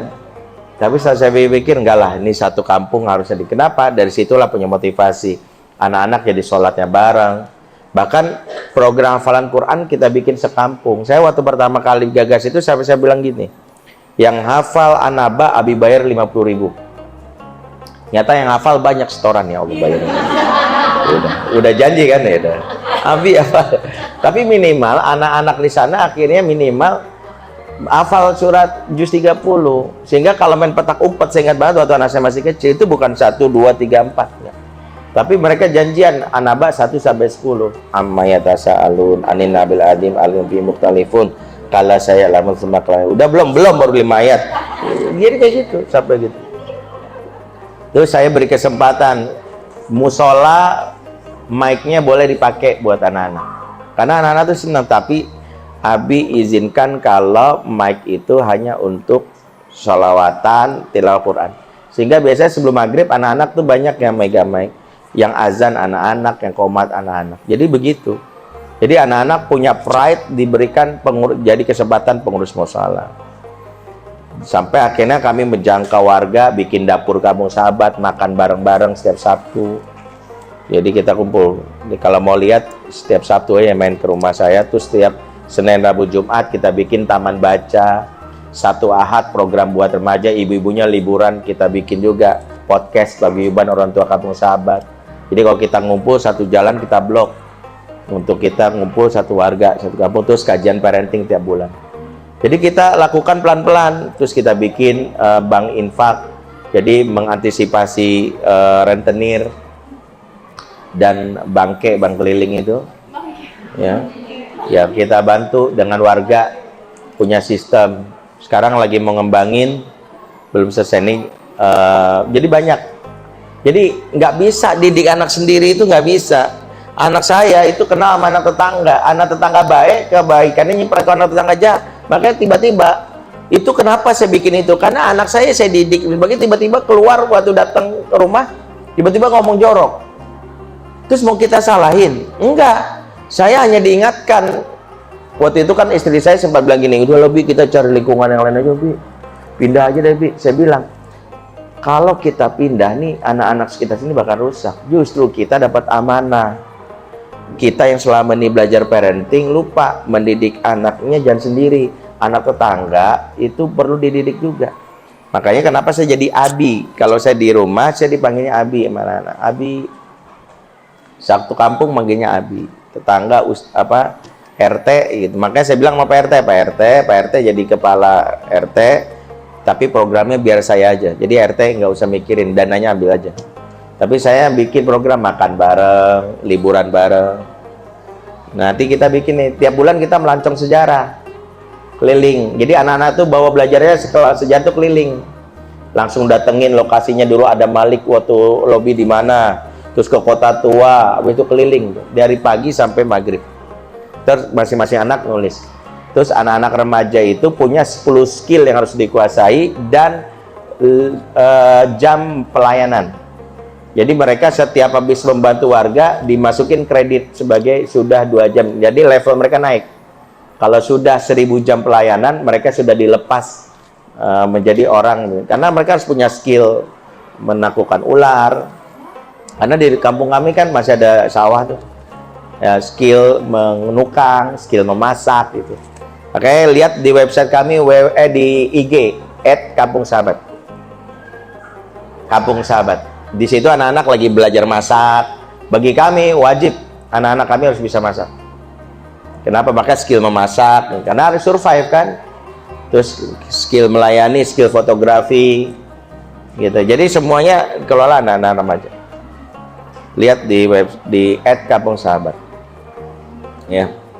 Jadi jangan cuek sama anak orang lain. Terus kalau dia bukan tetangga, teman itu nggak apa-apa. Jadilah ibu yang bisa jadi dia nggak punya figur ibu. Saya itu kalau di kampung lingkungan itu menjadi ayah karena saya tahu banyak yang nggak ada bapaknya tapi nggak punya ayah. Makanya saya kalau bawa mobil, saya misalnya tanya supir saya selalu menyediakan waktu buat anak-anak naik mobil saya. Jadi baru masuk mobil, Abi, ayo naik semuanya sini. Kalau pulang bawa besek, saya kasih satu-satu. Dah. Makanya kadang-kadang ya anak-anak kan dulu pernah waktu awal punya mobil Avanza naik 20 anak, tuh sampai headrest mobil patah. Ya udah nggak apa-apa. Mereka ngapain naik mobil? Sekedar mau ke parkiran doang. Jadi parkir, mundur gitu kan, mereka ngerasain AC-nya. Dingin. Karena mereka anak kampung. Yang bagi mereka ini odong-odong versi tinggi lah gitu. Makanya kan pernah saya katakan sampai yang non muslimnya juga, sampai yang Kristen aja di sana itu salah satu santri kami. Santri kami itu 7 Kristen.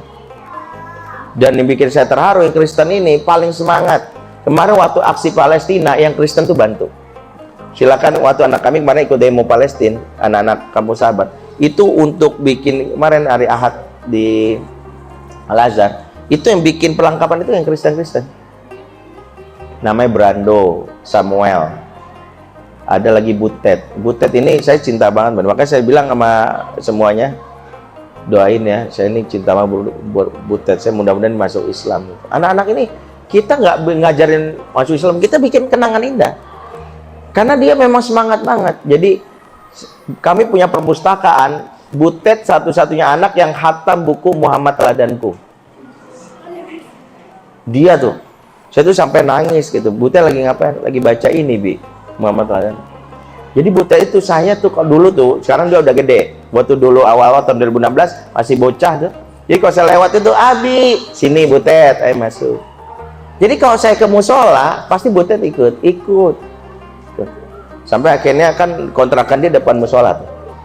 Sampai akhirnya opungnya dia mau marah gitu, nggak boleh, kamu tuh Kristen. Nggak boleh akhirnya kan. Akhirnya kalau saya lewat, ibunya Butet nggak apa saya. Ya, karena anak-anak manggil saya Abi, ibunya Butet manggilnya Pak Abi gitu. Pak Abi, anak saya mau ke musola. Nggak apa-apa, Bu. Kan dia selalu ke musola selalu gitu. Aku mau ke musola. Mama bilang, jangan, kamu tuh Kristen. Terus dia protes, kenapa aku Kristen? Gitu. Dia protes tuh, kenapa Kristen nih gitu. Akhirnya saya lewat tuh kucuk-kucuk gitu. Pak Abi, anak saya mau ke musola juga. Karena dia persis di depan musola kontrakannya. Terus saya bilang, nggak apa-apa, Butet masuk aja. Saya bilang, kalau nggak sholat nggak apa-apa. Orang di Kristen kan nggak apa-apa. Ya, tapi kan anak saya Kristen, Pak Abi gitu. Ntar juga udah gede Islam, saya bilang, udah masuk aja. Itu saya gituin, Bu. Sampai akhirnya opungnya itu kayaknya, wah nggak terima. Jadi makanya dia pernah tuh dilarang deket-deket sama saya kan. Saya sih biasa aja. Sampai akhirnya pas saya bawa mobil tuh Butet akhirnya lewat, yang lain naik mobil, Butet enggak. Saya bilang, Butet kok nggak ikut? Boleh deh, khusus Butet di depan. Saya itu selalu mempunyai Butet di depan, yang lain belakang. Saya setirin. Di situ saya ngobrol tuh, ajak keliling-keliling dulu. Kan rumah saya deket nih, kan gang kecil. Muter dulu lah gitu. Saya tanya, Butet, udah 2 minggu Abi nggak ngeliat Butet di musola. Iya, mau pungku aku dilarang. Gak apa-apa kalau Butet gak ke musola, tapi Butet aktif aja di taman baca ya. Ya mudah-mudahan mudah-mudahan nanti Butet bisa ke musola. Iyalah, nanti tunggu opungku mati aja deh. Mau saya aminin gak enak. Tapi memang lama-lama opungnya cair sama saya, deket. Kenapa? Gara-gara saya bikin program Dapur Kampung Sahabat. Saya bilang sama keluarga, setiap Sabtu saya ngasih makan. Setiap Sabtu saya ngasih makan. Sisakan uang itu ditabung aja, Bu. Karena Sabtu ibu-ibu makan dari sini gitu. Jadi kami siapkan Tupperware. Kalau ibu lihat di ini ada Tupperware yang setiap rumah itu ada 5 anggota keluarga. Nah itu. Kalau ibu-ibu mau kontribusi, mau menyediakan makanan setiap minggu, boleh tuh. Setiap minggu buat warga situ. Karena kita Tupperware, jadi kita nggak pakai kantong nggak gitu. Menurut saya itu malah rusak lingkungan. Jadi makanya setiap warga punya Tupperware masing-masing. Jadi kayak kami isiin, bawa pulang. Kalau di rumah itu ada 5 orang, dia dapat menunya selalu nasi, ada ayam, ada menu kedua ada tempe, ada sayur, selalu ada sambal tuh, ada kerupuk tiap hari itu. Jadi kalau ada 5 keluarga berarti 5 ayam. Nah, setiap pekan ketiga itu menunya itu adalah bahan mentah. Sayurnya doang, tempenya doang, ikannya doang. Kenapa? Karena biar mereka masak di rumah tapi dari kita. Tapi cara masaknya kita datengin chef. Jadi mereka nonton dulu, nih ayam nih bisa diginiin gituin. Jadi ibu-ibu dapat variasi. Pekan ini kalau mau ikut nanti lagi ada chef siapa ya? Mudah-mudahan chefnya datang. Kok enggak, ibu-ibu mau berbagi masakan boleh, berbagi menu boleh. Menu ini saya nggak tahu ya, saya biasa dilaporin. Namanya Kampung Sahabat. Kalau mau di Google tinggal cari Kampung Sahabat. Kita setiap tahun ada festival tahunan, kumpul di lapangan belakang rumah, ngundang Teguh Wisnu, ngundang artis gitu ya. Terus ada festival akbar. Tukang jajanan, 8 tukang jajanan nongkrong gratis. Jadi warga makan sepuasnya. Ya mau ketoprak, mau mie ayam, mau bakso, mau es doger. Itu setiap tahun. Nah, itu ada di festival. Nah, gara-gara itulah akhirnya Pak Lurah sekarang meminta saya bikin Kampung Sahabat di beberapa tempat. Dan akhirnya saya bikin di Pinang Ranti. Kalau ibu tahu di Pinang Ranti, di belakang Masjid Atin ada Kampung Pemulung. Nah, disitulah kami bikin Kampung Sahabat. Lebih ekstrim lagi tantangannya, karena Kampung Sahabat kami di samping esek-esek. Jadi kalau saya ngisi kajian, belakangnya suara desahan, Bu. Nah, di sebelahnya gereja. Kalau ibu googling, kampung kami yang kemarin pernah viral gara-gara ada seorang perempuan yang dibunuh oleh suaminya gara-gara cemburu udah jadi pelacur. Dibunuh. Nah, itu di kampung kami yang saya bina. Nah, itu kalau mau bantu memberi makan tiap pekan, tiap bulan juga boleh, itu warga di sana. Kita lagi mengembangkan itu. Dan saya bersikukuh nggak akan pernah keluar dari situ karena kristenisasi juga masuk ke situ.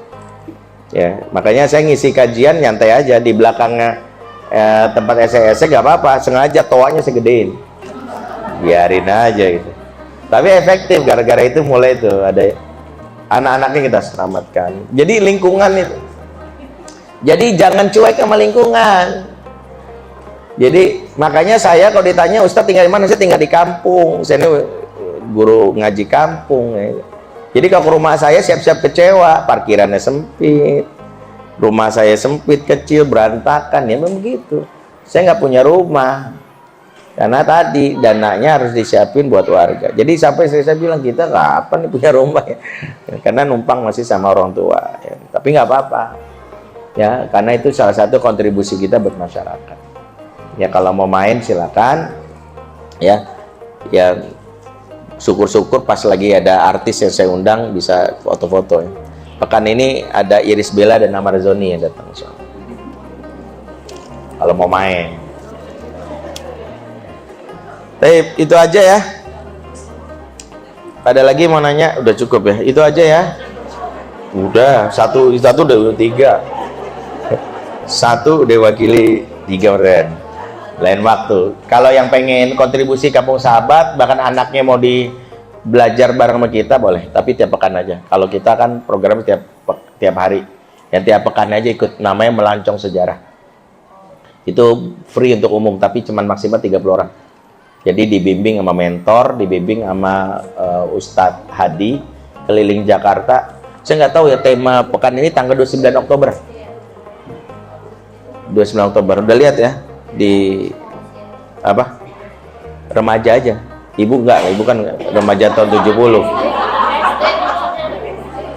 SD-nya SD kelas 4 ke atas, Bu.